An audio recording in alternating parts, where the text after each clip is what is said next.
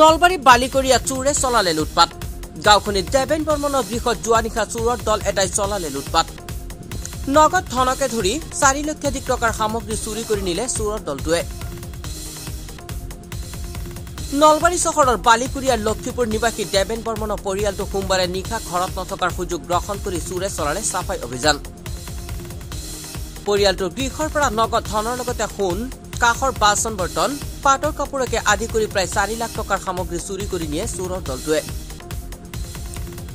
ইতিমধ্যে নলবাৰী সদৰ আৰক্ষী ঘটনাস্থলীত উপস্থিত হৈ তদন্ত প্ৰক্ৰিয়া আৰম্ভ কৰাৰ লগতে চোৰৰ সন্ধান অব্যাহত ৰাখিছে চুৰি হল ৰাতি নে তাৰমানে আমি শনিবাৰে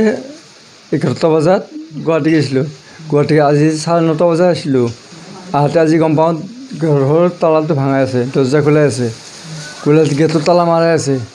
তাৰপৰা আহি চাওঁ যে ভিতৰত কাঁহৰ বাচন বোৱাৰীৰ সোণা গহনা তাৰপিছত পাটৰ কাপোৰ আমাৰ এওঁৰ হেৰি কাণৰ সোণা হাতৰ চুৰি চব এইগিলা চব নিছে কিমানমান টকাৰ মূল্য হ'ব পাৰে 3 লাখ মান টকা নিছে কেছ পইচা নিছে বোৱাৰীৰ কেছ পইচা যি আমাৰ এওঁৰ 10,000 নিছে কেছ পইচা গুৱাহাটীত গৈছে কেছ পইচা কি গডৰেজত আছিল নে গডৰেজত আছিল গডৰেজো ভাঙিছে গডৰেজ ভাঙিছে গডৰেজ চাবি লগতে আছে আমাৰ